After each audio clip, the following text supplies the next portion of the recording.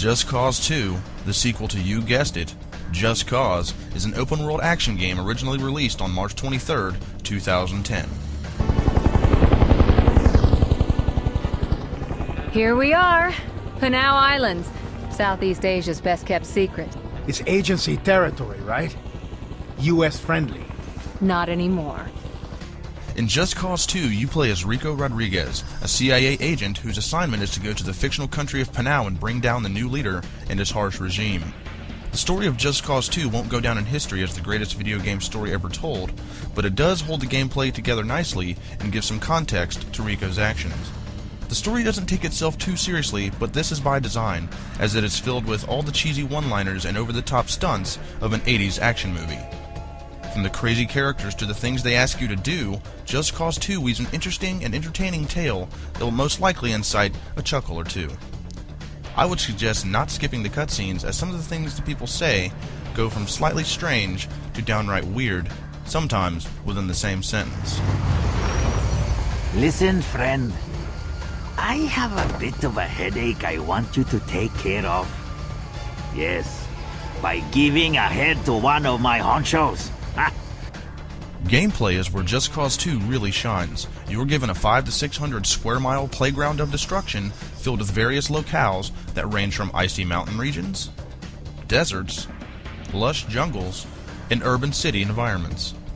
Within the Panau Islands there are 3 factions all vying for control of the country. These factions are where you'll get all your side quests. Calling them side quests, though, almost doesn't seem fair, considering the game does a great job of changing up your objectives from mission to mission. The story missions are good, but really they only differentiate themselves by involving the main cast of characters. Completing side missions and causing chaos is what you'll spend the bulk of your time doing in Just Cause 2. But besides missions, there are still plenty of things to do, such as race challenges, exploring, and finding some cleverly hidden Easter eggs.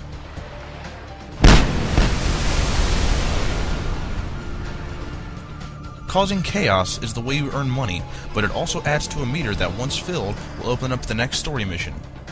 Once you complete the beginning missions and get out on your own, you will gain access to the black market, where you can purchase a wide variety of vehicles and weapons, all of which can be upgraded. To purchase upgrades, you will have to collect vehicle and weapon parts scattered around the enormous map. The combination of the grappling hook and the parachute will allow you to pull off some impressive stunts, which can be very satisfying or frustrating, depending on whether or not you can pull off the stunt the way you imagined it. I had a blast playing this. It's one of the few games where you can do this,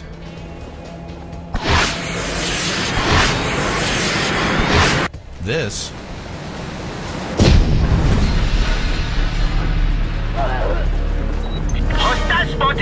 or this. I think you get my point. Let's cut to the chase here. This is a great looking game. Considering the size and scope of Just Cause 2, it looks pretty amazing. During my time with the game, I didn't run into, or at least I didn't notice any downright muddy or ugly textures. The view distance literally goes on for miles, with a decent depth of field effect that's not just a blur filter thrown up 20 feet in front of you. There's also a day and night cycle and some decent weather effects. For me, the game ran at a nice clip of 60 frames a second, but there were a scant few times when the frame rate would dip, nothing I would consider game-breaking or too distracting. Just Cause 2 also boasts some impressive physics. All the objects that populate the game world blow up or get torn to shreds pretty much how you think they would, and the sense of speed you get while driving, flying, or falling for miles seems just right. This game is big and beautiful, and I believe all this footage can attest to that. Please note, this review is of the PC version, which requires the use of DirectX 10, which in turn requires that you are using Windows Vista or Windows 7. So if you're running Windows XP, you will not be able to run the PC version even if your video card supports DirectX 10. While this game can be incredibly fun, it can also be pretty frustrating. The enemy AI seems all over the place sometimes, particularly in regards to their accuracy. Most of the time, you'll get hit when standing still, and not so much when grappling or floating around on your parachute. But at other times, you'll be moving around quite fast and still be getting shot by pretty much every bullet coming out of their guns. That's my biggest gripe with this game, but considering how much good there is, I can overlook this and still have a great time. Also, in regards to the PC version, I was surprised to find so many mods, from player skins such as the one I was using in this review, to mods that allow you to literally fly.